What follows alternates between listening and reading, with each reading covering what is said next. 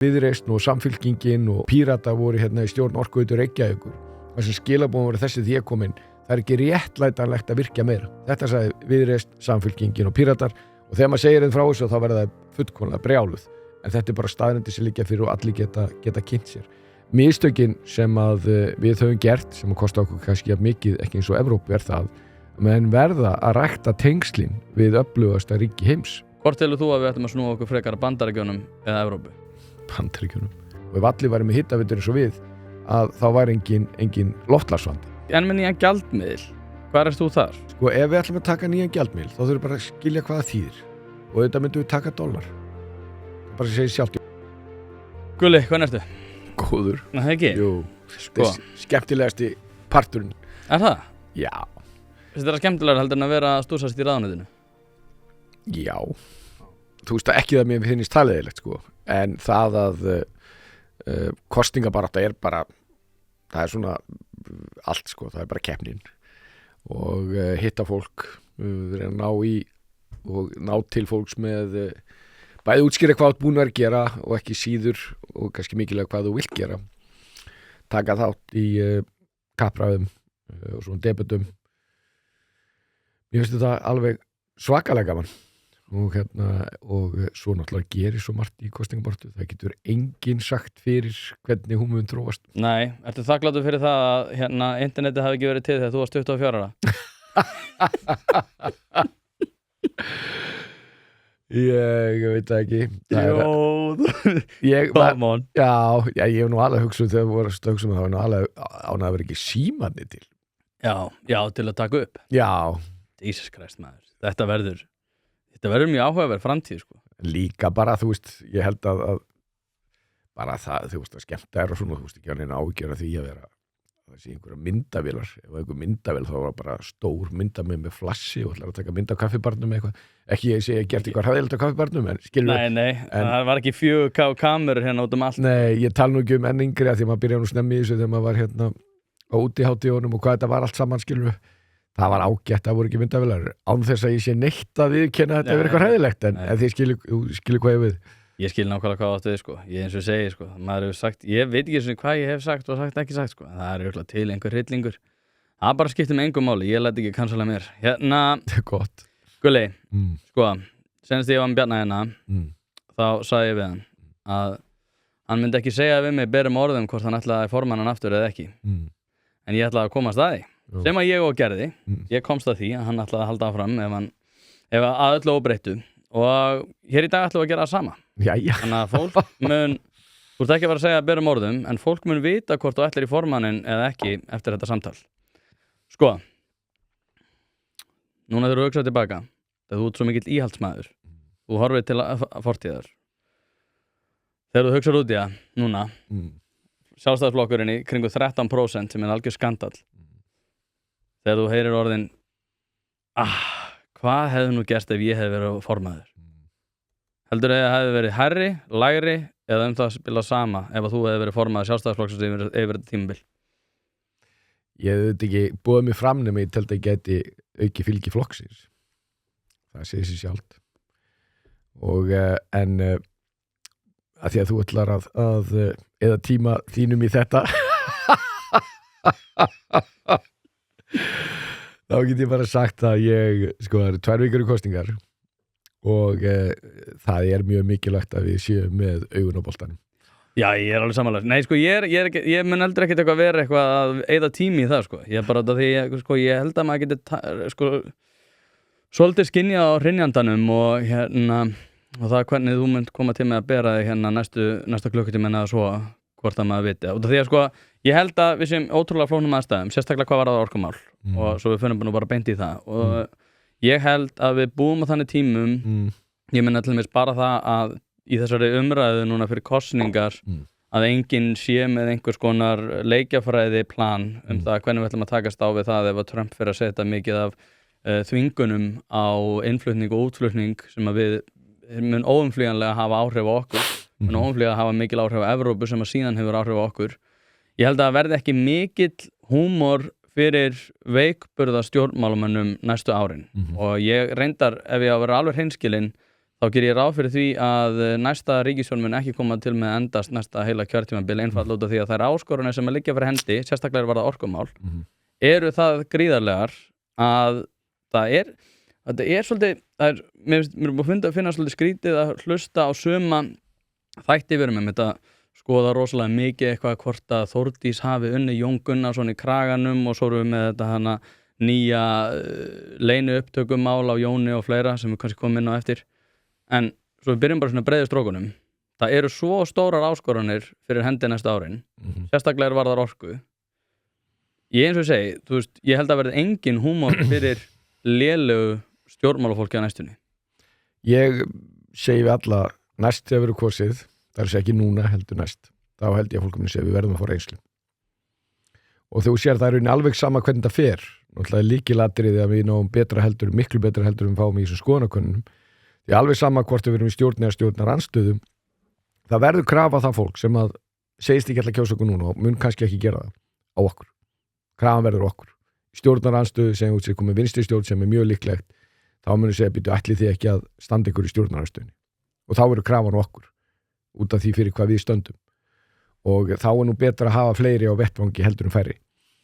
Og þú ert að nefna nokkar áskonir, þær eru miklu fleiri. Það er bara mjög mikið að gerast í heiminn núna. Það er útilokað að við tölum saman hérna eftir 1 ár í talingin 2-3 og við segjum, heyrðu hérna tímum maður við hittum síðast og ég var nú að hittast nú oftar en það en skilur við segjum, þetta var nú fyrir eitthvað tíðindalítið sko, það er ekki að fara að gerast.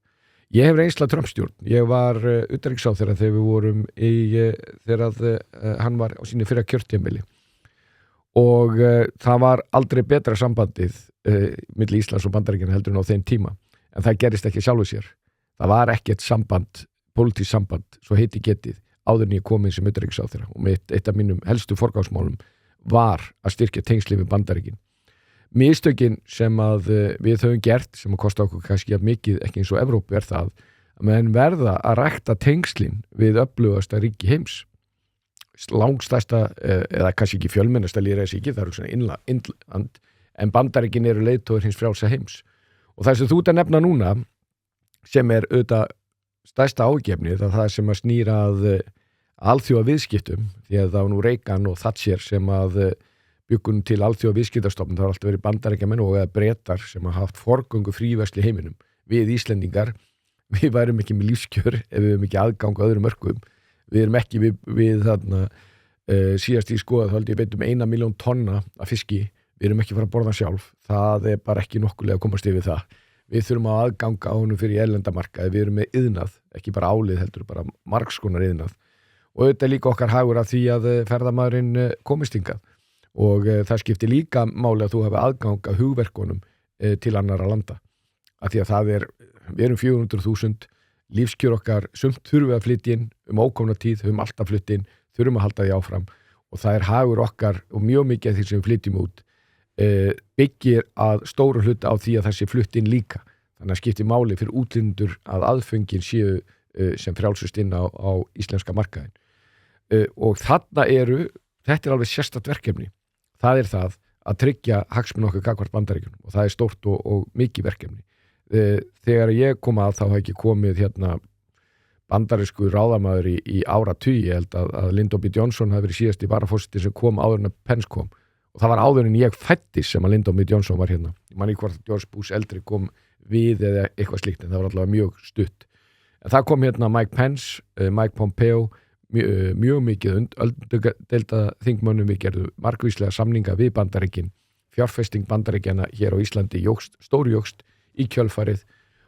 Ekkert af þessu gerðist af sjálfu sér, því að eins og ég nefndi að þá bæði var sko stofnana minni Bandaríkjana gagnvart okkur, það var nú í rauninni bara farið og sömuleiðis að þá voru við bara ekkert að sinna þessu og Evrópa, eins og ég nefndi áðan, hefur gert þessi miklu mistök að vera alltaf bara einhvern veginn í einhverjum innan álfumálum í staði fyrir að rækta tengsli við Bandaríkin og það er komið að svona ákveðnu skuldadögum þegar að núna og mikið verk fyrir skiptimáli fyrir okkur en sömulegis fyrir Evrópu að rækta tengsli við Bandaríkin því að ef að hinn frjálsi heimur stendur ekki saman og ekki með skilning á mikilvægi þess að vinna saman, að þá verður heimurinn í vanda. Þeir eru einmitt sko á eins og þú segir, mætti fara rauk fyrir því að Evrópumenn séu aðeins búin að vakna úr rotinu, ranka við sér, en það kannski bara of lítið, of seint, og eins og þú segir sko, þeir eru náttúrulega með þannig Jamal leiðsluna í suðri og svo Nord Stream 1 í norðri, Nord Stream 2 var náttúrulega sprengt eiginlega bara, og það sem náttúrulega áhugavert sko að núna erum við ákveðinu tókstrætu og það langar til að halda okkur við orkumálin. Það ég veit ekki sko, það svo lítið út af því að ég hrósaði fyrir það að vera mjög vel að þér sem ráðherra inn í þessum málum og ég hef verið svona nokkuð ánægð með að þú har reynt að koma alltaf hlutunum á dagskrá.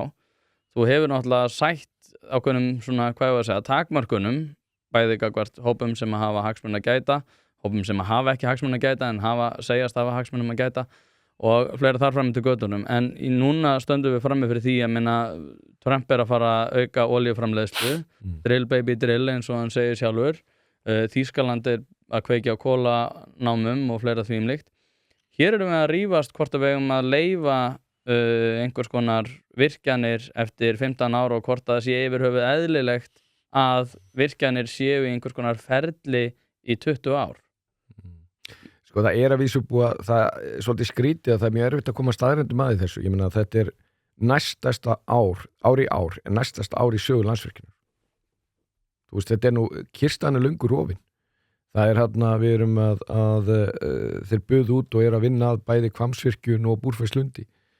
Stækka Sigöldu, að fara í Blöndu, Lund og vonandi Blöndu veitu fljótlega og sömuleiðis að stækka Þistareyki. Hver tímaraminn, og það Þistareyki að byrjaði það ekki og núna stækkun tekur tiltölulega skamman tíma. Já. Því að það búið einfalda regluverki, þetta mesta einföldun í regluverki og ég gerði það strax. Ég kláraði ramman í fyrst skipti 9 ár eða við og sömuleiðis að þá stækkuðu við komið aflaukningafrumvarpi sem þýðir það að þú þarft ekki að fara í gegnum ramman og allt ferli og ætlar að stækka virkjun, heldur fyrir bara í mat- og umhverfisáhrifum og það nokkur 100 megavött í pípunum þar. Sömuleiðis gerðu fólki einfaldara að runni sparorku með svo kvöldu sundum varma dælu frumvarpinu. Við fórum í fyrsta jarðhitaleita átæki á þessari öld. Við erum búin að finna heitt vatna á Ísafirði og fleiri stöðum á Vestfjörðum, Suðurlandi, Norðurlandi. Við erum búin að finna það mikið heitu vatni á Reykjanesi að þeir eru búin að ná að tengja sem að bara við erum að vinna að núna að þá ef að Svartsengis leiðslan fyrir aftur í sundur og þá erum nægt heitt vatn til að halda öllu Reykjanesinu heitu. Þannig að það búið að gera og ég meina Suðurnesjalína 2 hún er löngu byrjuð á henni, hún klárast á næsta ári og sömuleiðis að þá eru núna sko fjármagnar áætlanir að fara í stærsta fjárfestinga átak í flutningsmannvirki sem fara í af hálfu Landsnet og þá Blöndulína 2 og Holtavörlína 1 og 3. Við erum að fara og erum byrjuð á átæki varandi smávirkjanir. Árið 1950 voru 530 smá vatnsaflsvirkjanir á Íslandi og Orkustofnun búið að meta það, kemur í skýrslu Ásmundar Friðrikssonar sem hann gerði fyrir mig að það eru 2500 smá vatnsaflsvirkjanarkostir á Íslandi. Ef við myndum farið þjá alla sem er alltaf ólíklegt að þá myndum við að framleiða 700 megavöttum meira, 20% meira heldur en allt það sem við framleiðum í dag. Sem myndi líka leysa hluta dreifikerfisvandann? Algjörlega, væri bara og svo eru náttúrulega núna á þingmálaskráni að treysta það að þú getur selt inn á kerfið, þannig að þú bara með byrtu orku vera á húsinu eða setur litla vatnsaflsvirkjun hvað það er og hvað nú gerir og þegar þú framleiðir meira heldur þú þarft að þá selur það inn á kerfið. Þannig að þetta er allt saman sem að sko, þú veist, er ekki á leiðinni, þetta er bara búið og við erum að gera. En það er svolítið áhugavert að menn vilji ekki nú bara áttamenn sko stjórnarandstaðan allir þeirri stöðu og hún greiti ekki eins og atkvæði með rammanum. Þeir voru Viðreisn og Samfylkingin og Pírata voru hérna í stjórn Orkuveitu Reykjavíkur. Það sem skilabóðum voru þessi því að komin, það er ekki réttlætanlegt að virkja meira.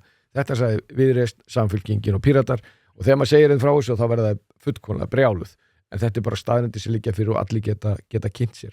Þannig að menn er upp með bara að viðurkenna það að þetta er farið á fullt. Erum við bara komin fyrir vind? Nei. Það þarf að halda áfram. og þarna þingmálaskráin mín var stútfull í haust vegna þess að við erum konarstað, kyrstaðan er rofin en það má ekkert út að bregða. Ertu bjart sín að vinstri stjórn geti tekist á við að binda þessa hnúta? Nei, og neyninrið bara Segðu það sem þér raunverulega finnst. Já, og ég verið skýrari. Nei, það er frálegt, ég mun aldrei gera það. Sko, og ég meina, og að því ég nefndi heldur ekki að við erum búin að vera að hagræða og innfalda, við erum búin að sameina stofnanir, sæsta sameining í fækkaði stofnunum 5 og það er nú ekki svo að við erum mörgu að taka, í rauninni svona 10, þannig að sömulegis að er á, ég vona ég geti sýnt það núna næstu dögum, frumvarp innföldun og regluverki. Við komum auðvitað með frumvarp sem var ekki samþykkt en innföldun og regluverki var þetta vindorku og það er núna vonandi verið gengið frá því á næstu dögum og komið mjög langt með innföldun á rammanum. Þannig að það er allt búið að vera á flegiferði í þessu og það er maður nú ekki fundið fyrir stuðningi frá þessum aðlum sem núna þykjast vera grænorkuflokkar. Og það er náttúrulega graf alvarlegt að við höfum gert svona lítið í raforkumálum í 15 ár og jarðhitamálum í 20 ár og þegar við gerum það þegar við sofnum verðinum þá kemur að skuldadögum eins og við finnum núna því að í vetur þá bara lítur mjög illa út með orkubúskapinn og þess vegna hefur verið með frumvörp 2, annað sem er á leiðin og hitt sem að og ég er búið að fara nokkuð fyrir sig, menn geta aldrei klárað sem gengur bara út á það að fólk þegar kemur á skömmtum, hverjir eiga að vera alveg tryggir og þá er það heimilin og smærri fyrirtæki en þessi þingmenn sem hafa kallað eftir því að hlutin séu gerðar þeir hafa ekki getað klárað þetta. Nei, þetta verður sko og ég held að eins og segi, það er búið að vera alltaf einkennlegt að fylgjast með þetta umræði, svo þú veist, ég er búin að reyna að koma rosalega mikið af því á dagskrá hér á Íslandi. Hvaða þýðir fyrir okkur Íslendinga að Kínverjum fækki úr 1400 milljónum í 600 milljónir sem er eiginlega óumflýjanlegt að muni koma til með að gerast fyrir 2100 eða fyrir. Það er ekki bara því að við þurfum eitthvað temudrasl og eitthvað leikfeng og eitthvað þar fram til göttunum, heldur miklu frekar að það séu fullt af íhlutum sem til dæmis hafa til að gera með orkuvinnslu og fleira því líkt. Þannig eins og segi, það eru svo gríðarlegar áskoranir að ég held að við þurfum að fara að eiga miklu fullorðnislegri samræður. Ég þoli ekki þetta TikTok-væðingu stjórnmálaflokkana, allir hérna eins og Steve Buscemi, hérna What's up fellow kids, búið að rosalega skrítið að fylgjast með því hvernig við einhvern veginn höfum verið að svona íta frá okkur allir umræðu. Kannski er það út af því að pólitísk eftirspurn er þar. Hún er minna í því að við séum spennt fyrir orku og hann er hérna ráðherra, hann er ekki ráðherra núna en hann var ráðherra fyrir einhverjum áratug eitthvað svoleiðis og hann sagði við mig að orkumál verði ekki spennandi fyrir fólki fyrir en unga fólki getur ekki hlaðið símana sinna lengur og ég eins og ég segi að þú veist, svo við tökum kannski bara aðrar strókur í þessari nýju heimsmynd sem við erum að sjá við erum Evrópu og Bandaríkin og hafa verið rætt svona hvort við ættum að snúa okkur til vesturs eða austurs. Ég tel að við ættum að snúa okkur til vesturs einfaldlega út af því að það er miklu meiri uppgangur þar heldur en nokkuð tíman í Evrópu. Evrópa mun þurfa að takast á við gríðarlegar áskoranir, ekki bara með útlendingamál og fleira þarframdögum, þetta er bara verðmætasköpun. Ég held að verði mikil ólga þar á næstunni. Hvernig sérðu fyrir sko, eins og með bara þessa spurningu, bara vestur eða austur? Þegar núna erum við með Trump og við vitum að Íslendingum er ekkert sérstaklega vel við stjórnvöld núna sem er að fara að taka við hérna í Bandaríkjunum, er endar ekki sem eru bara óháð því hvernig hvort sé demokrati eða republikani einfallega út af gasastríðinu en ef við hugsum bara svona realpolitík og eigum svona fullorðnislega samræður hagsmuni Íslands og hvernig við munum koma til með að snúa okkur sem fyrrum utanríkisráðherra og sem orkumálaráðherra sem er rauninni svona svolítið samofið með stöðun í dag. Hvort telur þú að við ættum að snúa okkur frekar Bandaríkjunum eða Evrópu? Bandaríkjunum. Af hverju? Þú veist, ég meina verðum að skilja hvar hagsmuni okkar liggja. Sko, af hverju heldur að þarna Bandaríkjamenn hafi gert varnarsamning við okkur? Af því að bara, þau bara hótt, það er svo sætu og lítil og þetta er bara svo æðislegt og lifir ekki svo gom og þetta er svo gott. Þetta er ekki hannig. Það er bara þeirra hagsmunir. Veistu hvaða lönd myndu vilja eiga samningar svo við eigum við varnarsamning með Bandaríkin í heiminum? Allir, örugglega. Allir, sem eru sko frjálsar þjóðir. Ég meina, ef við hefum verið bara land sem við værum geia og við værum bara eitt af Eystrasaltsríkjunum, þá er bara vaknaði daginn þarna á síðustöld komandinn búin að taka okkur yfir, sovjetmennir, svo komu nazistanir og svo kom komandinn aftur og voru teknir út í 50 ár og var það þannig að stórveldi þess tíma þetta ekki vænt þetta fólk? Jú, mjög og en gáttur eitthvað gert? Nei, þeir bara það var mikið sem að þeir þurftu að gera til þess að það er bara mjög erfitt og þú getur ekki bjarga öllum heiminum og þetta forgangsraða og það þessi ríki gera þau forgangsraða eftir hagsmunum og við erum þannig staðsett að Churchill sagði réttilega að sá sem að er með aðstoð Íslandi, hann er með byssuna við gagnaugað á Bretlandi, Bandaríkjunum og Kanada og þannig að við erum í þessari stöðu og það er auðvitað náttúrulega mjög gott vegna þess að annars veit ég ekki bara fyrir ef við ætlum að halda til dæmis vörnum okkar, alveg sama þó við myndum fara í 2% og setja upp eigin her og allt slíkt, að halda upp í vörnum í nútíma samfélag og jafnvel þó að vera fyrir 50-100 árum, það er bara mjög snúið, við verðum að vera í varnarbandalagi, vera í Atlantsbandalaginu og mjög mikilvægt fyrir okkur að hafa þennan tvíhliða samning við Bandaríkin, því að á endanum er það þannig að þó sem deilum stjórnmál, að þá finnum við það núna því miður, það er miklu betra þegar þetta er erfitt útskýrða fyrir fólki vegna þess að ekkert gerist, en við sjáum bara að í Úkraínu sem er nú bara fólk eins og við í Evrópu, að það bara vaknaði í dagi með það að það er búið að ráðast inn á þau og það eru, og Evrópa hefur ekki og getur ekki varið okkur ef út í það er farið þeir eru bara mest nóg með sjálfan sig og það hafi þetta verið mistökju að Evrópa leggja ekki meiri áherslu á öryggis og varnarmál þannig að vegna þess að það hefur skapað óánægju og ekki bara í replingunum heldur líka í demokratum, það er allir forseta frá Ronald Reagan sem hafa hvatt Evrópu til að leggja meira til málana þegar kemur að þeirra eigin vörnum. Þannig að það er ekki nýtt, það kemur ekki bara með Trump. Það var Obama talaði með alveg sama hætti þó svo orðabræði væri náttúrulega öðruvísi. Og Bandaríkin eru auðvitað land þar sem að, og ríki þar sem að við sjáum mestu nýsköpuna út með stærstu fyrirtækin og það er mest að gerast og það er allur samanburður milli Bandaríkjan og Evrópu er bara þess eðlis að það er augljóslega eftir meira slægjast í Bandaríkjan. Því það við ekki að sinna Evrópu? Nei, það þýðir það ekki. Þess að ég nú bara með þessum orðum að vekja athygli á því sem er augljóst en hefur alls ekki endurspeglast í umræði hér. Og mér brá mjög þegar ég kom inn sem utanríkisráðherra að finna það hvað við vorum einhvern veginn búin að aftengja okkur við þennan raunveruleika.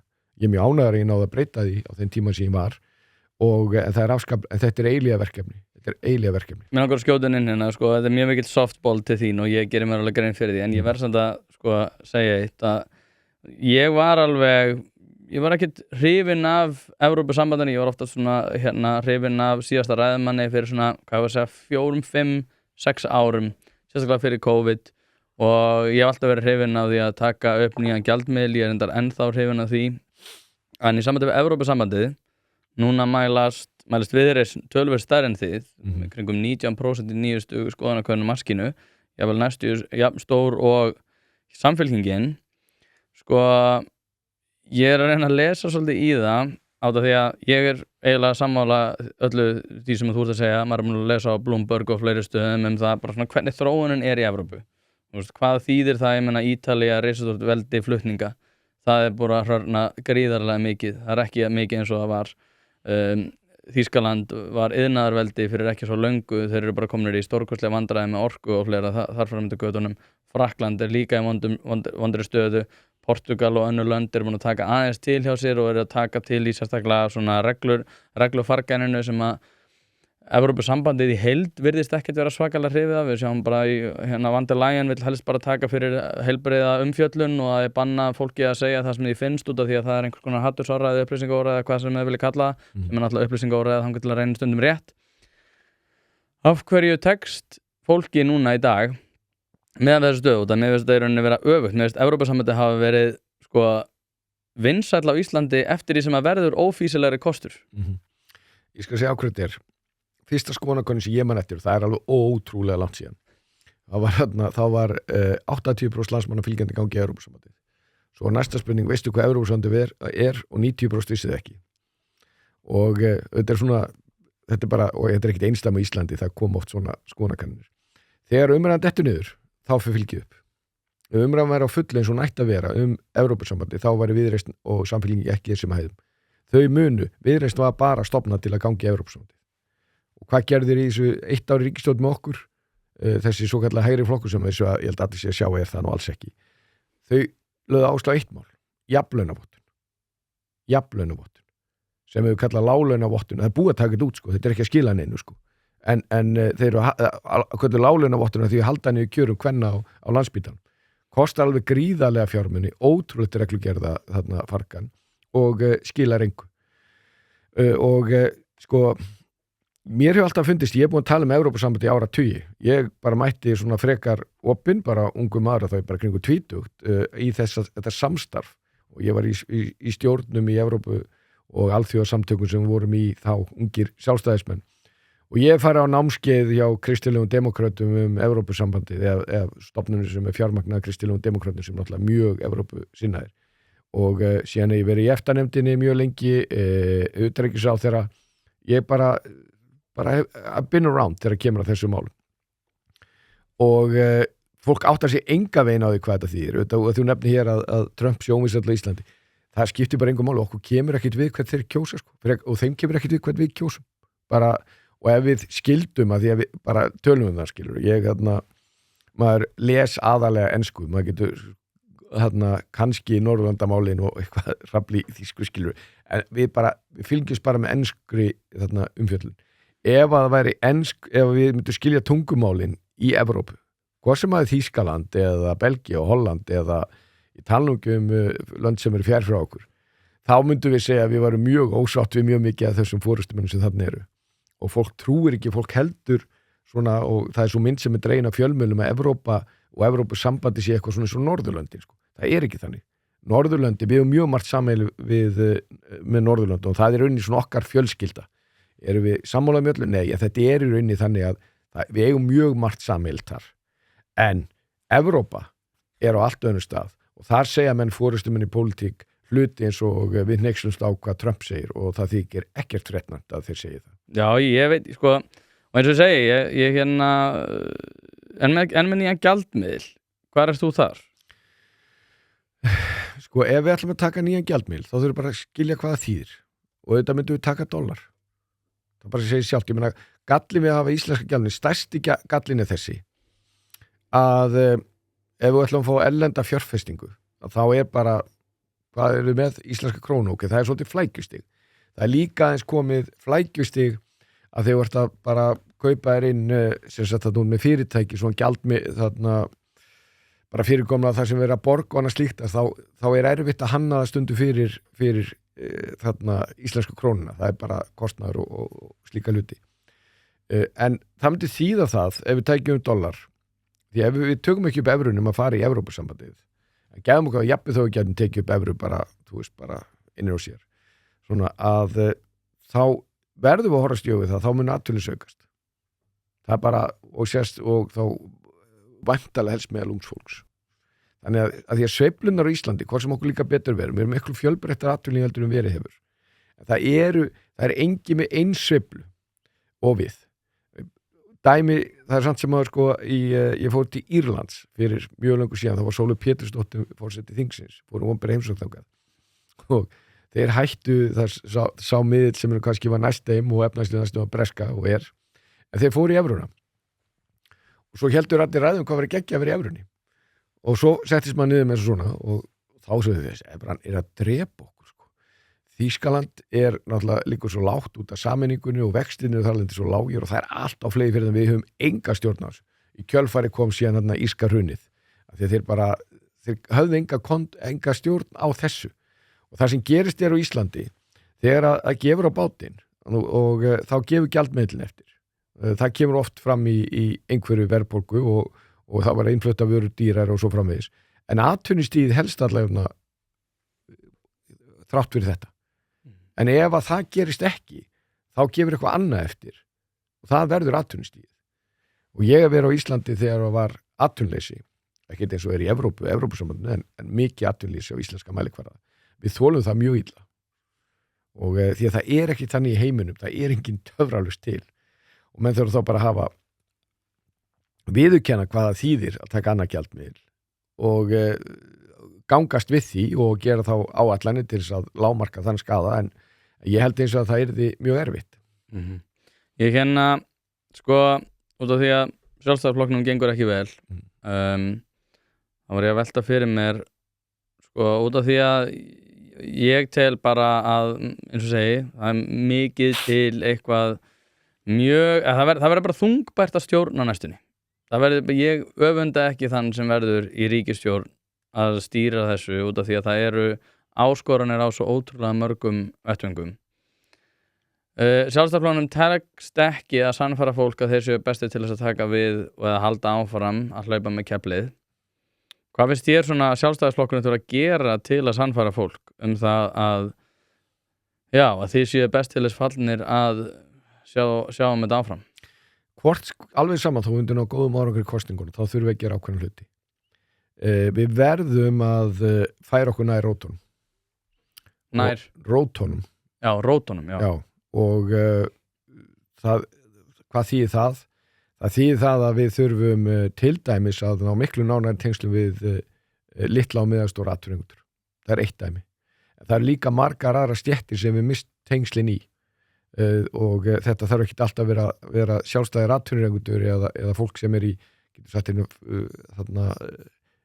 atvinnulífinu eins og í skilgrunna með hefðbundum hætti. Við þurfum líka meiri tengsl til dæmis inn í kennarastéttirnar, launþegarhreyfinguna, því þannig var þetta alltaf. Við vorum með miklu sterkari tengsl á öllum sviðum. Þjóðfélagið er mikið breytt frá því að við vorum á þeim stað þar sem við viljum vera á og ég er algjörlega og hefur verið samfærið það lengi að verkefni okkar er að fara meira og fá til liðs við okkur eins og við gerum því að mér finnst það ekki erfitt. Mér finnst ekki erfitt í þessu kosningabaráttu að ganga til fólks og fá það til að vera með. Mér finnst það ekki vera erfitt. Það er alveg, fólki er tilbúið í sjálfstæði stefnuna og það skilur miklu meira sjálfstæði stefnuna heldur en maður myndi ætla því að umræðan kannski ekki verið mikið þar og það er alveg ótrúlega inngrift og það er mjög gaman að menn telja sig sjálf hafa þarna sko tengsl við sjálfstæði stefnuna og flokkin en segir, heyrðu, þannig að við erum ekki ánað með eitthvað núna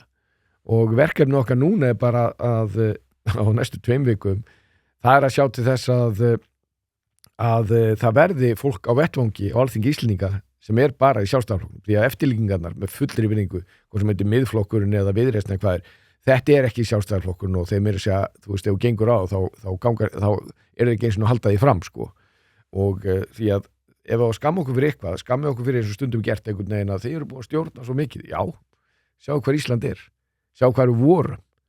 Það var alls ekki þannig þegar við erum sjálfstæð þjóð að menn séu bara frábær hugmynd, já þessari fámennustu þjóði í Sameinuðu þjóðunum að vera sjálfstæð. Þeir eru alveg með þetta, það var bara, heyrðu, þetta gengur aldrei.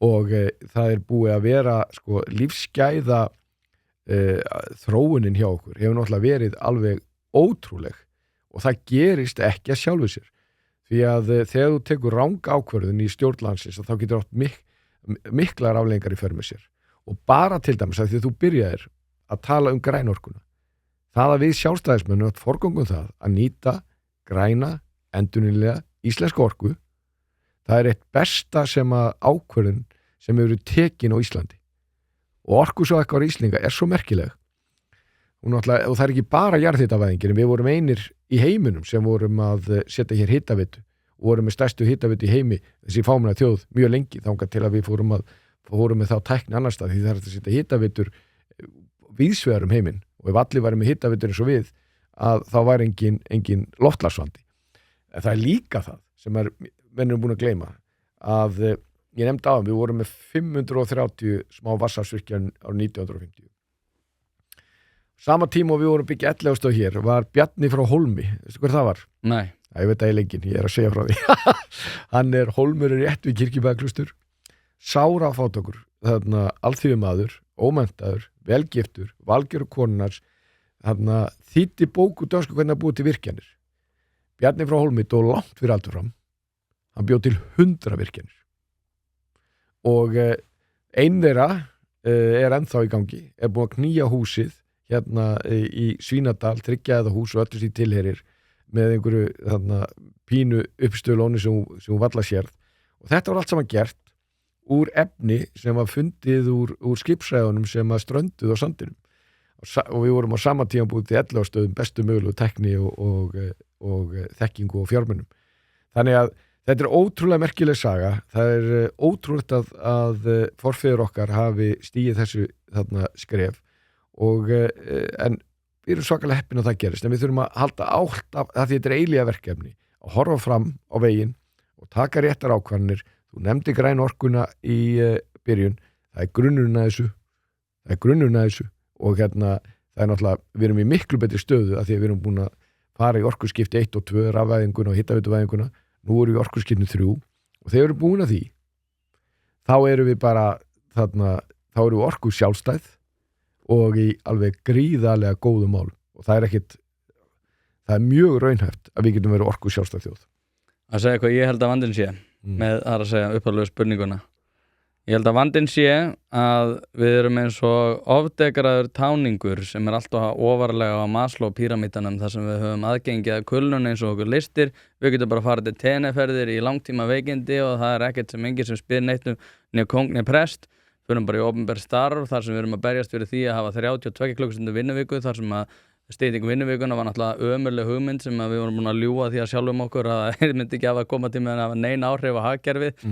Samhliða því að náttúrulega sko flestir sem eru á einkamarkaði náttúrulega alls ekki búin að geta leyft sér þann munað að fara fyrir heim úr vinnunni alla föstudag en núna er það bara orðin einhver sjálfstæð sjálfsögðu mannréttindi er orðin líka bara eitthvað hugtak sem að bara öll veraldleg gæði sem okkur dettur í huga við að fá fyrir ekkert framlag er bara eitthvað sem að við náttúrulega bara fá, það er enginn að spyrja kóng né prest.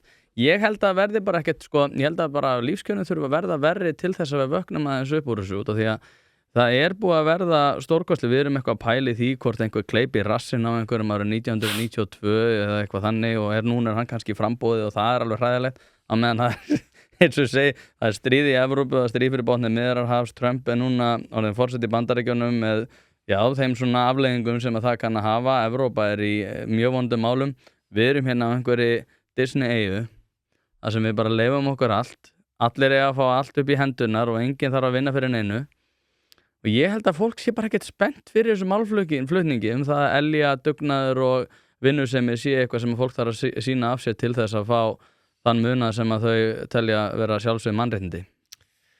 Vistu það, ég voru að hugsa þú ert sammála þessu öllu og ég veit það og þú ert ekki að fara að segja kannski en þú ert sammála hvern einasta orði. Já, sko, það sem ég ætla að segja þetta að ef að þú værir eldri og ert og við vorum að taka viðtal við mig bara hérna í útvarpi ég var að byrja minn fyrir 90 eitthvað þú alveg tekið sumur aðeina sko. Þetta er alltaf svona.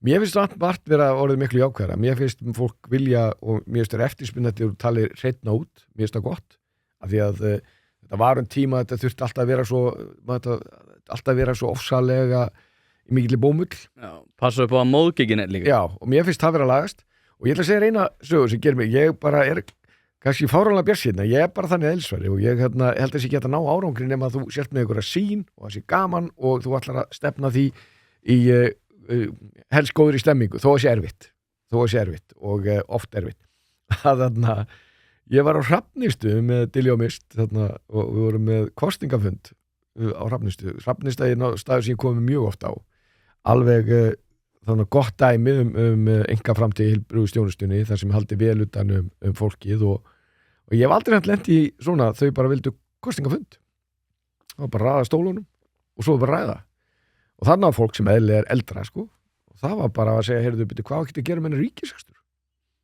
Ætla ekkert að taka til í honum. Og nú ég oft farið á Hrafnistu, ég hef aldrei fengið svona spurningar. Og ég hugsaði bara heimu batnandi fer. Það er komið skilningur á því að við þurfum að taka þátt í ríkisrekstur. Það er náttúrulega söngur í mínum eyrum. Ég hef gert þetta sem umhverfisorku og loftslagsráðherra, sem utanríkisráðherra, sem heilbrigðisráðherra og þingmaður og borgarfulltrúi og ég bara það hefur verið lína hjá mér alltaf að þá við eigum að fara vel með peningana þetta eru ekki okkar peningar, þetta er peningar almennings og við eigum að gera kröfu til opinbers reksturs og alltaf að vera á tánum þar þegar að kemur að ég hugsa hvað á þið opinber að gera, getur einhver annar gert þetta einhver annar getur gert það þá á hann að gera þetta nýtum útboð fækkum yfirmönnum, það þýðir þeirra saman stofnunir og nýtum tækni, nýsköpun á þessu sviði og ég var á Hrafnistu bara fyrir 2-3 dögum og þá fæ ég þessa spurningu og ég hugsaði bara, heyrðu, það er bara margt sem er betra en þetta er alltaf bara þetta er aldrei þannig að við hefum komið inn að saman og við hefum byrjað svona, já, það sem ég nú ánægður núna með er að fjölmiðlumumhverfið, sko, þetta er svo málefnalegt og uppbyggilegt og hér eru nú fjölmiðlumenn að draga saman svona helstu staðrendir, sína okkur stóru myndina, þeir eru ekki eins og áður var að menn tóku bara einhvern veginn pínu lítið herbergi í stórborg og svo þannig að látum þetta snúast herbergi en ekki borgina, sko. Þetta var aldrei þannig, þetta er misjaflega slæmt og ég get alveg tekið undir margt af því sem þú sagðir, ég menna stytting vinnuvikunar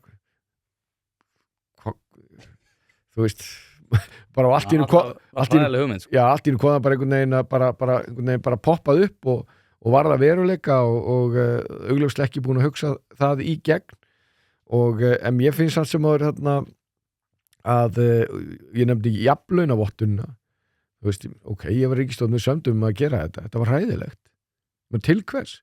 Á hverju eru við að láta lítil og meðstór fyrirtæki og þetta stærri fyrirtæki líka en það kemur alltaf svona reglugerða fargan eins og við erum sko á og það kemur alltaf verst niður þessi minna er ef reglugerða fargan er dýrast yfir þessi minna er ég og þú stofnum á fyrirtæki og og ég eða þú segjum bara þú verður bara í því að vinna í reglugerðumhverfinu og skattamálunum og því þá er bara ég að vinna sko það er auðvitað miklu minna mál ef við erum með 1000 manna fyrirtæki þá setjum bara 10 manna deild í þetta skilur það er ekkert stórmál og það er nú reynda þannig, ég og góðan vin sem var á Evrópuþinginu 20 ára, þegar hann var að berja ekki reglugerðafarkan og sagði að það komið svo óvart að stóru fyrirtæki voru fylgjandi og hann átti að sig ekki byrja ákveðast það þá er þannig að það er náttúrulega bara verð þá fyrir samkeppni já, það verð þá bara fyrir samkeppni Þetta er það sem að finna á skilu segja Þorsteinn Víglundsson sem var náttúrulega forsprakki jafnlaunavottarana sem þú ert að tala hann sagði við mig hérna, ég nefndi þetta nokkur sem í þessu podcasti, hann sagði sko að þeir eru að sjá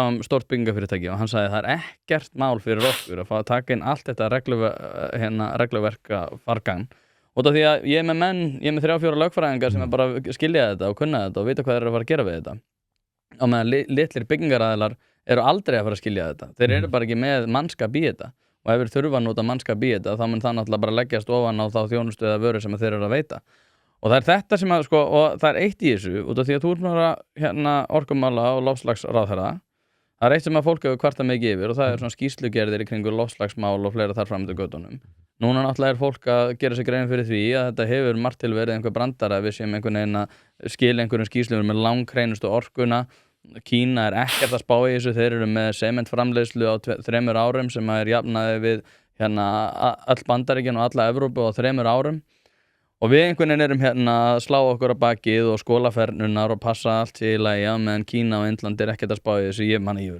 ferðast mikið Indland en þar er ruslatunnan bara jörðin oft og sem er náttúrulega alls ekki gott þeir hafa verið náttúrulega einhverjum átökum en það hefur ekki tekist alveg nægilega vel en erum við ekki bara búin að gera grína okkur í þessum loftslagsskýrslum endalausum skýrslugerðum nefndum, öllu þessu dóti og þá er ég bæði að tala um ríkisstjórn en líka þessu regluverða fargani sem við erum búin að búa til Ok, fyrst aðeins nefnilega samt Þorsteinn Víglundsson ég vil bara samt að þessi tekið fram Þorsteinn Víglundsson er bara einstaklega góður maður og ef það væri ekki jafnlaunavottun þá og kannski Evrópusambandi hann er og þannig að mikið leiðilegt að Heldur hann sé ennþá á Evrópusambandinu?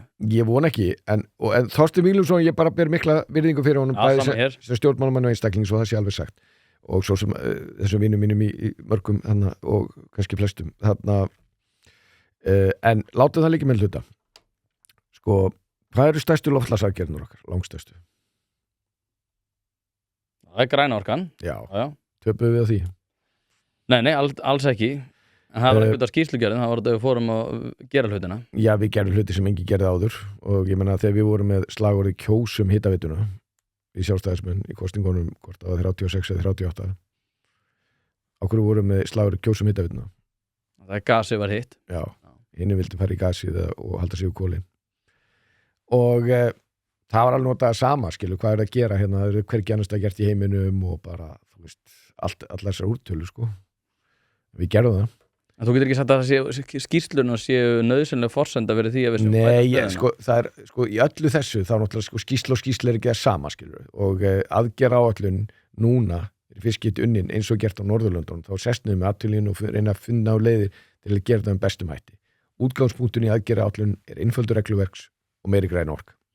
Það er þvert á allt og svo ertu með alls konar bæði stórt og liti sem núna í samráðsgátt og menn að finna út að reyna að gera þetta með sem ódýrustum hætti byrja að taka það sem er ódýrast og einfaldast, skila mestu og það hefur gagnrýnt mjög mikið að þetta sé á hugmyndastíg, já þetta er hugmyndastíg vegna þetta er allt og dýrt núna, við getum ekkert farið í þetta við merkjum þetta þarna inn og sjáum hver þróunin er og Kínverjar jú, þeir náttúrulega eru þú veist, ég ætla ekki að fara að verja þá en hins vegar eru þeir náttúrulega fremstir og stærstir þegar kemur að sólarorkunni, rafbílónum En ef við tökum bara hlutfalli og þá erum við langt betri en þeir. Jú, en við náttúrulega erum líka að gera hlutfarslega minna heldur en flestir. Og ef við förum aðeins í hvað er það sem við þurfum að gera? Það er hringrásarmálin, þú nefnir að flokka. Hvar erum við góði í hringrásarmálin? Það er unnið tvennt. Það er annars vegar þú út af þessu of ungu til að muna almennilegt því að við byrjum á því í einhverjum snillingi sem var mjög gott að með kerfi varandi glerið og svo ég var dósirnar. Því ég var krakki að maður fór út í búð og maður keypti bara innihaldið maður skildi gleri eftir og þetta var bara endurnið aftur þetta var mjög skynsamlegt og við erum svo sem ennþá á þeim stað svo er annað sem er miklu stærra í tölum það er sjávarútvegur heimurinn hendir helmingnum af afla sem er vittur 50% bara hendur hún við gerum það áður núna nýtum við næri allt saman og við erum að hagnast meira af mörgu því sem við erum að nota núna í fyrsta skipti en hendum áður, erum að fá meira fyrir það heldur en það sem alltaf nýtt gera sér náttúrulega gott dæmi ég meina róða fiski en þú ert með miklu meira, þú ert með fæðubótarefni og þú ert með snirtuvör og allt milli himins og jarðar, þetta kollab hérna sem er út allt saman, þetta er allt út af því við erum að nýta betur hlutina hvað er það þegar, og ég meina við erum að nýta álið ótrúlega vel, dósirnar, við erum að nýta glerið ágætlega, við getum gert það betur það er að því að það er svo breytt aðstæða en sömulegis getum við nýtt þetta plast þetta snýst bara að fara betur með þetta og þetta snýst líka það nú ætla ég að spyrja það því ég held þú sért nú frekar til hægri í tilvörunni sko, vilt þú með skattpenningunum þínum borga fyrir sóðan eða á hann að borga sjálfur? Að sóðin borgar, það er eðlilegast Já, út af það gengur máli sko það sem ástæðan fyrir að menn get ekki haft þetta eins og með glerið er að þarna, sko, þú þarft að flokka þetta, er vegna þess að, sko, þarna, og áldósinnar, vegna þess að þetta er svo margt lítið, skilur þú, þarna, getur ekki fara að koma með 5 grömm af þarna, skýrdós Já, en Gulli, nú mátt þú ekki vera vinstra megin í tilverunni, sem að ég er nú ekki vanur að ásaka þig Ég er hægra megin tilverunni. Ég veit að ég er að segja, en býtu, út af því að, sko, þú varst að tala lítil og meðalstór fyrirtæki, við hófum hennan upphafsingang á því að við værum að takast á við miklu erfiðar aðstæður og þær munu koma til með að versna umtalsvert. Við þurfum nauðsynlega á þessum, þú varst að tala að sannfara litlu og meðalstóru fyrirtækin, þau þurfum nauðsynlega að vera í sem rekstri, þau hafa ekki tök eins og við erum búin að komast að niðurstöðum að vera að gera skýrslu eftir skýrslu.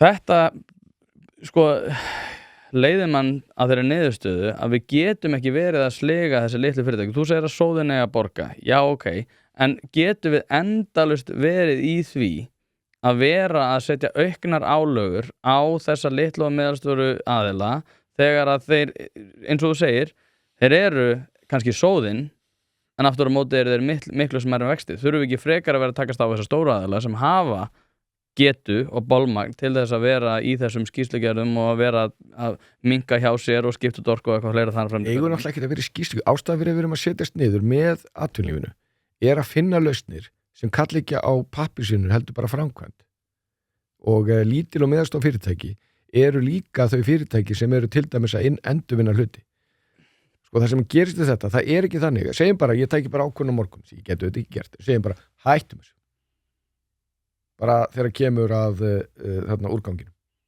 og hvað ætlum við að gera við hann það kostar sko eigum að henda öllu, stáli, plasti pappír, öllu á sama stað og hvað það kostar sko, ætlum að grafa niður það kostar, hefur það kostnaði fyrir þessu? Já, heldur ekki verið gott núna í Gufunesinu að menn ekki fyllt hennar ótrúlega fallega vók sko, en betur setta einhver starf annar staðar, það væri alveg sturlað byggingaland að stunda land sko. Þetta er ekki þannig að þetta kosti ekki neitt, og hvað gerist þá hækka með skattana, og að því það sem menn eru ástæðan fyrir að sest niður með atvinnulífinu, það var aldrei gert áður, og þetta var það rosa brekka vegna þess að þetta er bara vinnubur sem ekki prófaði, var bara að setjast niður með fulltrúin litlu aðtöringar, þess ok, við erum meina að við viljum þarna sko fara og verða grænni og við viljum nýta þau tækifæri þar. Hvernig eigum við að gera þetta? Til þess að vera ekki í endalísu skýrslugerð og kostnaður og slíku.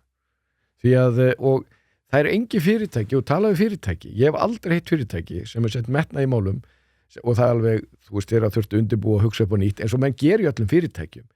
Þannig að þegar fyrirtæki gengur vel, það er vegna þess að stjórnandinn hefur einhverja sýn, er að hugsa nýja lausnir, finna nýjúrræði, endalaust nýsköpun, en þá bara setja augun á því, byrja, hvernig, hér er eitthvað sem við köllum drasl, úrgang, hvað getum við gert úr þessu? Alveg svo sjávarútvegurinn gerði. Sjávarútvegurinn tók bara, sko ég ætla að segja einlitt, ég á 2 erfiða frændur á Siglufirði. Annar var með rækjuskil sem hann hendi höfnuna. Hinn frændinn, hann kærði þarna, hann sem hendi þessu. Og þessi sem að hendi þessu, stað þess að fara og, þú veist, fara í fílu og ok, geti gert eitthvað þessar rækjuskil sem var mengun í höfninni. Og hann er bara búið að byggja fyrirtæki sem að veltir, sko, gríðarlegum fjármunum og orðið ótrúld með verðmæti, bara með því að hugsa, heyrðu, þarna er rækjuskil sem get gert eitthvað með. Þetta er sönn saga sem bara gerast núna. Og hefðu við átt að segja, nei, hann á að hafa bara þarna frelsi til þess og bara gott að hann hendur sér bara í höfnina eða hvað, það er bara ódýrast, það er ekkit ódýrast og alls konar kostnaður í kringu það. En þarna er þetta bara verðmæti úr einhverju sem var rusl og drasl og úrgangur. Út af það gengur málið að menn bara setji sko augun á það. Skýrslur, ég hef engan húmor fyrir því, ef við með skýrslur reynum þá að hafa þetta eins einfalt og eins og mögulegt er. Við náttúrulega alveg ná stórkostlegum árangri hérna með Ísland.is og út að gera ótrúlega hluti með miklu skemmri tíma heldur gerðir áður. En markmið er bara þetta að setja þetta frábæra hugvit sem Íslinga hafa að á einkamarkanum í að finna lausnir, alveg eins og við fundum lausnir bæði í rafvæðingunni og hitaveituvæðingunni, og það sem er að gerast á þeim vettvangi núna þegar við erum farin aftur á stað með það eru stórkostlegi hlutir. Ég fullir það.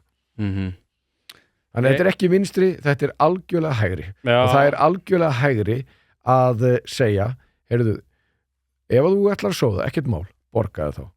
Ekki senda reikningin á skakkgreiðendur. Ég sko, það var einhverjir gagnrýnt þig fyrir það þegar þú varst að sameina stofnanir og segja að það væri rosalega mikill sparnaður, að þá væri alls ekki nægilega mikið sparað, heldur væri bara verið að færa fólk á milli ráðuneyta, Sjálfstæðisflokkurinn sér sínum mönnum fyrir vinnu, við þurfum að ráða ísraelska njósnara til þess að komast að því hvað nákvæmlega felst í því. Hvað er það sem hefur sparast? Sko, því að þú talar rosalega mikið um það að skera niður. Hvað hefur verið sparað? Bara byrjum nú fyrst aðeins bara á þarna málaflokknum. Bara framlög til loftslagsmála hafa verið skorið niður eitthvað 50% eitthvað slíkt. 6,5 miljard þegar þetta fór úr ívilnunum yfir í styrkinum. Ég veist þessu svolítið bratt skiluru en það er sparnaður. Tökum sameiningarnar og það er alveg ótrúlegt að þessar hænur sem að tala með þessum mætti, þú er aldrei að mæta mér. Það er með ólíkindum. Hér er ég. Já, nei, menn þetta er allt tóm þvæla. Við tókum frá núna fyrsta ári sem ég aldrei gert 200 milljónir frá og það við stefnum á 600 milljónir spartna varandi í sameiningarnar. Og svo erum við búin að auka núna sem sagt þarna tekjur, sértekjur, það þarf ekki að setja opinbert fé í það, 500 milljónir bæði í stofnannar en þó þarna sem að snúa leyfisveitingum og öðru slíku, og við erum búin að breyta lögum þannig að skattgreiðendur sé ekki að borga þegar Landsvirkjun ætlar að sækja leyfi, heldur Landsvirkjun borga fyrir leyfi sitt, svo að dæmi sé tekið, en á sama hátt að þá kostar það að vera með klósett og bílastæði hérna út all land í þjóðgörðum og frílýstinsvæðum, og þá erum búin að auka þær tekjur 500 milljón krónur ári. Og þetta er bara staðurinn sem liggja fyrir. Já. og sama ef þú skoðar En finnst þér hafa gert nóg? Það ég meina þér að skila halla eftir halla eftir halla. býtu, er Það er eitthvað að.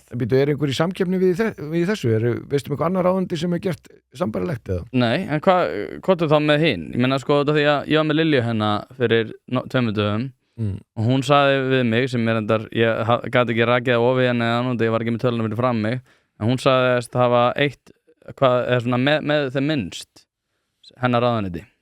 Ég er búin að láta greina þetta, búin að senda á fjárlaganefndina og Ert þú í fyrsta sæti? Yfir minnstan kostnað? ódýrasta ráðandi? Já. Nei, það er ekki. Kannski út að eðli. En já, ég meina, þú veist, það enda væri náttúrulega þá myndur bara fjölga ráðundum með 20 þannig að þú væri bara með svo litla punta. Það er náttúrulega, það er nú frekar rætt að fækka ráðundunum. Finnst þér þetta að fækka ráðanendum? Já, það finnst mér. Hvað ættu það að vera mörg? Mendur það til að aftur að vera 9? Þetta var náttúrulega hálf galið þannig þegar þið fjölguðu 3. Bara einhvern veginn til að pota rétt á fólkinu inn á rétta staðina. Ég held að það sé tækifæri því. Það var náttúrulega, hafi verið vondar sameiningaráðandi eins og heilbrigðisráðandi og félagsráðandi. Það var ótrúlega vond hugmynd. En að því að það eru bara mjög stór ráðunit og þér veitir ekkit af ráðunit í kringum heilbrigðismál og veitir ekkit af ráðundi í kringum félagsmál svo dæmi séu tekin. En hins vegar þá held ég að það sé hægt að fækka þeim 2-3 auðveldlega.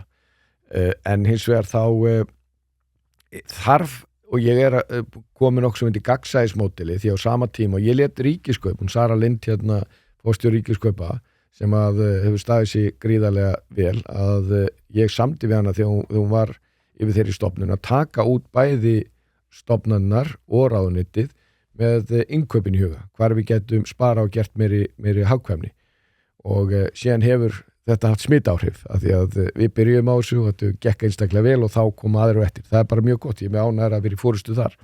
En sömuleiðis að þá hefur verið svartól þegar kemur upplýsingum reksturstofnana og við erum búin að búa til nokkuð sem heitir gagnsæðismódelið sem í rauninni gerir það verkum að það er svona mælaborð fyrir ráðuneyti varðandi stofnanum okkar. Þannig að við getum fylgst með öllu, húsnæðiskostnaði, launakostnaði, yfirvinnu, hvernig fólk er borgað milli stofnana og svo framvegis.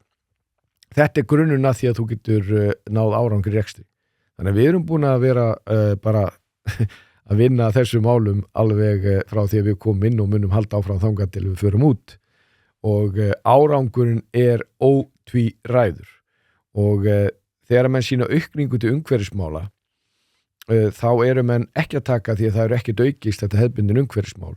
Það voru að taka hluti sem áður voru reikningnum þarna sem að voru með sértekjur sem er unni fyrir inn og út eins og úrvinnslusjóður sem að við að vísu á ekki vera hjá ríkinu annars þar er hjá atvinnulífinu og við vorum ég var búin að setja stað hóp sem að eðlimálssamkvæmt náði ekki að klára núna og búin að vinna því mjög mikið að gera breytingar því þannig að það væri bara það sem það á að vera. Þannig að gera langa sögu stutta að þá þegar kemur að þessum hefðbundum umhverfismálum að þá hvet ég alla til að kynna sér það, við erum með þau gögn, þannig að ef þið trúið mér ekki, bara skoðu og berið saman. Ég hef verið á línunni, varandi hagræða og bjóða út frá því ég byrjaði í stjórnmálum og mun halda því áfram, gefi góða raun og á góður íslensku, my record speaks for itself. Já, við þurfum að fara að ljúka þessu. Sko, þetta hlaðvarp var alveg nákvæmlega sem eins og ég vildi hafa, en það sem þetta var náttúrulega, þú veist, það er kannski aðeins öðruvís út af því að það eru umræður og stjórnmál einhvern veginn hafa verið að hverfast rosalega svona persónuleg mál, hver er í þriðja sæti í kraganum, hver er hérna. Ég held að svona flestum allavega mínum að þetta ætti að vera drullu sama, en þetta er búið að vera einhvern veginn að hverfast í kringu rosalega smámál sem er rosalega svona íslenskt og ég held að sko og eins og ég nefndi aðan, ég held að þetta verði ekki tími veikburða stjórnmálamanna. Ég held að sko góðar ákvarðanir verða ekki sérstaklega góðar út af því að það verður erfitt að taka þær. Slæmar ákvarðanir verða rosalega slæmar. Það verða rosalega skörp skil á því hver er starfvísinu vaksin og hver ekki á næsta árum. Einfaldlega út af því að það verða miklu erfiðari ákvarðanir sem verða tekna núna heldur en frá 2017. Þannig að svo ríkisstjórn sem mann hérna taka við, það mun verða mjög áþreifanlegt hvort að hún sé starfvísinu vaksin þegar hún tekur við og hvernig hún mun hérna búa þannig hnútana að við munum ekki í rauninni klúðra okkar málum. Þetta verður rosalega mikið svona high risk, low reward hérna, já, umhverfi. Ég held að sko vandinn er alltaf svo sami vondar ákvarðanir tekna sem átt ósvalega vinsalar, það kemur ekki ljós hversu vondar fyrir löngu setna. Þetta er Thomas Sowell og þess vegna getur líka sko sami stjórnmálamaður oft komið aftur og sagst alltaf að leysa það með ennþá meiri inngripum sko. Já, og svo bara einhver minning að það var allt svo gott þegar hann var eða hún, því að hún dældi bara út peningum og hafa svona skamgóðu vermir en það er náttúrulega þess vegna gott að hafa sko, og talandi um einhverju jákvæðni að því ég tinningu til að líta jákvætt af hlutina að podcast eins og þessi voru náttúrulega ekki til. Nei. Við höfum farið náttúrulega dýpra í hlutina heldur við gert, maður gerir á einhverjum 30 sekundum eða 45 sekundum í 10 fréttum í RÚV en ég alveg ég nefna Mér var svo geggjað þegar sástu þegar við voru spurð heilbrigðiskerfið, þú hefur 30 sekundur það var einn góð fréttamaður sem mér hlýttir sem að vildi fá kommenti að því það var einhver læknir fyrir gegn loftlags og eitthvað sem kom með eitthvað algjör að þvæla, það var allt rátt sem hann sagði bara í fyrstu fréttir og bara hvort vildi ekki svara þessu, ég bara þetta er allt rátt, þú veist þið upplýsa fólk, þetta er allt þvæla Ljótur Já, og hvað fæ ég langa tíma? Já, hún fara alveg 45 sekundur í 10 fréttum, ég bara, já, er það þú veist, í alvöru og það er eitt af því sem að sko brugðist hjá þessum hefðbundu fjölmiðlum, það er að upplýsa fólk flókin viðfangsefni sem er auðvitað erfitt, það er alveg stór hluti og að því að þú ert að spyrja með hluti sem er sko alls konar miskilning og slíkt og sem er í gangi en maður þarf maður vannmetur alltaf tíma sem maður þarf að gera ég reyna að koma skilabóðanum áleiðis og svo náttúrulega líka sem búið að breytast í þjóðfélaginu sem kannski ekki jákvætt en þú veist allir þeim að segja að maður tók ritdeilu við einhvern alveg saman hvað blaða væri, þá vissu bara all þjóðin af því sko, eða allavega mjög stór hluti núna umræðunar bara í podcastum og búblum út allt sko og svo hittum maður bara einhver fólk sem segir manni já, þú ert ekki þetta hvað ert að tala? Og þá bara einhver sem að hitt einhvern sem að bara eða hitt einhvern sem satt í podcast einhverstaðar og malaði einhverja tóma þvælu og það er oft það er bara erfitt að komast í þessum podcast og fá að svara fyrir sig og það er bara stundum bara ekki hægt sem að mjög alveg með ólíkindum því að þetta var þannig að fjölmiðlamenn þannig voru elda stjórnmálamenn og bara ekki og það voru bara ekki náðist í Guðlaugur Þór Þórðarson í dag eða gæri og eitthvað núna er maður að hamast við að komast inn í fjölmiðluna og leiðir þetta einhvern miskilning og það er bara ég talaði við mig í næstu viku bara Já, þú veist allavega að dyrnar eru alltaf opnar hérna Já, gott Mér finnst mjög gaman að tala við það líka út af því að þetta eru bara áhugaverði tímar og ég held að verði mikilvægt að tala við fólk sem hefur vit á hlutunum og eins og þú segir sleppa að tala við fólk sem hefur kynst eða reka ofan eða sko þú ert að leiðin í bjór við höfum spilað þetta aður þú ert að velja með 2 einstaklinga sem þú ert að vera í bjór með og er að skilja einn eftir heima, taka hinn með Donald Trump eða Keir Starmer Já, ég myndi alltaf taka Trump ég fýtt Starmer og hann fýtt skilur en ekki það að Trump náttúrulega drekkur ekki þannig að hann var vantarlega í kókinu en ég fýtt Trump svo sem líka og ég getur sagt allt Trump og maður áhyggjur af ýmsu en hann er þú veist nú að hann er áhugaverður Já, ég fór á Trump-rally daginn þá saman með Mike Pompeo þar og fleiri sko og Marco Rubio líka taka hann að ræðu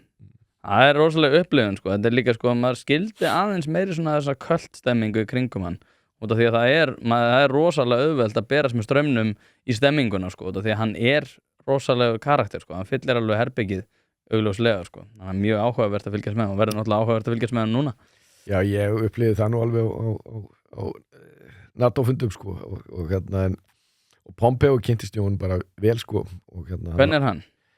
Hann er bara flottur sko hann er þarna og hann er klár, hann er fljótur að greina hluti þarna og ég tók bara þú veist, lyfturæðin á Ísland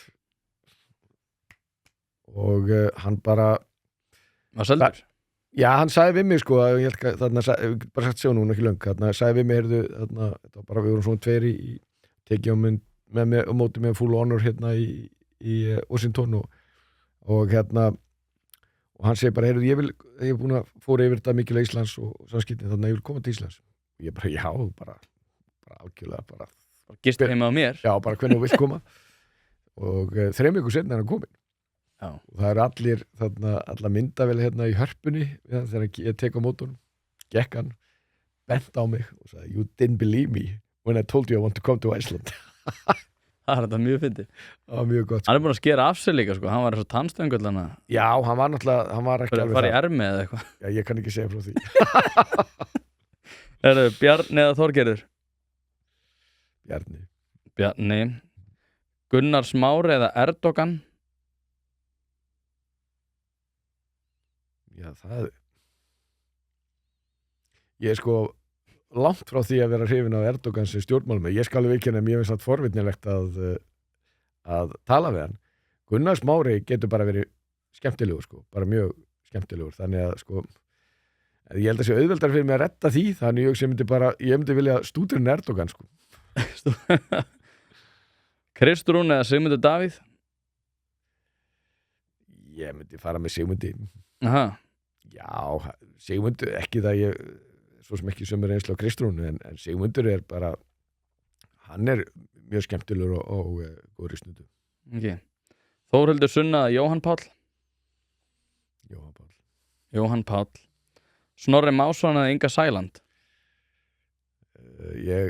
Snorri Más. Inga Sæland er svo skemmtileg maður. Hún er rosa kæð, hún var henni í gær sko. Hún er mjög skemmtilegu karakter sko. En ég er svolítið í þessu, ég þarf að kynnast fólki aðeins betur og ég þekki Snorra miklu minna. Já. Svandís eða Bergþór? Þau eru bæði skemmtilegur. Ég bara þekkja Bergþór frá því hann var bara grón sko og Svandís er svona svolítið svo Ögmundur Jónasson að það kemur hann óvart að hún er skemmtileg sko. Já, ég fíla hana líka sko. Já, hún er það, fólk var bara að eiga það er þarna, finnst mér sko, þú getur verið algjörlega ósammálaður í stjórnmálum. Hún er full vinstri sinnu. Já, guð mig góður og ég meina Erdogan, aftur ég er alveg mjög ósammálaður í stjórnmálum en mér langar að stúdera hann. Ég hugsa ég færi nú með Begga. Ef þú fengir að taka bjór með Putin, myndir þú segja já eða nei? Ég er ekki vissum að hann vilji fara með mér í Putin. Nei, í bjór. Nei, hann var alveg brjálar út í mig þegar ég hitt hann á fundi. Aha. Ég tókst að gera hann alveg trilltan. Hvað sagðirðu við hann? Það var þannig að ég fór þá sem utanríkisráðherra með Guðna TH og þetta er náttúrulega þegar kemur að pólitíkinni að þá er það utanríkisráðherran eða svo stjórnmálum með sem á að taka þá umræðu og Putin opnaði þetta eitthvað því að við varum svo góða vinir sem sagt Ísland og Rússland og hvað þetta væri þarna ræðilt að þeir geti ekki lengur þarna keypt á okkur hluti og Guðni gerði þetta mjög vel, hann gerði þessu mjög fór að því að hann má tala um menningu og slíkt, hann ágretti það allt saman með Guðni og sagði svo er ég bara með leiðilega enda með mér sem tekur pólitíkina, hann sagði náttúrulega ekki leiðilegur og ég sagði bara, ég var alveg sammála að þarna Íslendingar og Rússar, ég nefndi ekki stjórnvöld, varu nú átt gott vinasamband og bætt aðeins í svona sögulega það sem hann var með og þess vegna var svo erfitt að útskýra hérna heima að þegar Rússar ákveða sig því að þeir settu viðskiptabann okkur sko, að þeir skildu taka út þarna fisk og landbúnaðarvörur sem var svo erfitt að útskýra því við verðum svo góði vinir en ekki taka eitthvað annað sem haft áhrif á Evrópu og þá sagði hann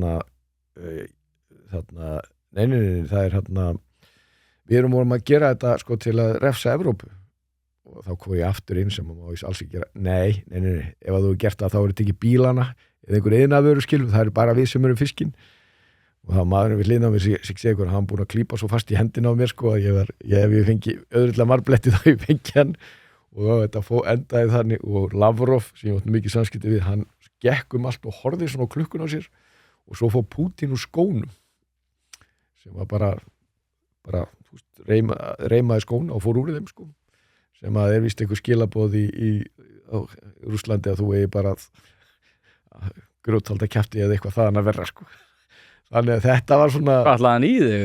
Nei, ég held það nú ekki en hann var mjög ósáttur við að ég skildi svara honum en ég var bara algjörlega misbúð og ég nefndi ekki að sitja undir þessu og ég svo sem þó að maður verið alltaf sem fulltrúi Íslands og það gerði ég alltaf að sína fyrstu kurteisi og auðvitað reyna ekki ganga þannig fram að þú sétt nú frekar að fá betri semst þarna góð samskipti þá getur maður ekki látið ganga yfir Ísland með málflutningi eins og þessum því að þetta var algjörlega fráleitt og ég var alls ekki dónalegu við hann, ég talaði og mjög langt frá en þú getur heldur ekki sem fulltrúi Íslands setja á fundir sem þessum og láti eitthvað, hvað sem hafi stórveldi eitthvað annað vaða yfir þig og segja hluti sem að standast enga skoðun. Nei, Gulli, við ætlum að segja þetta gott. Hérna, ég lofaði hlustendum að þeir myndu vita hvort að þú myndu fara í formannin eða ekki. Ég er ekki viss að hlustendur vitið eftir þennan þátt, en ég veit það. Þannig að takk aðeinslega fyrir að koma og þangað til næst. Takk sem leiðis.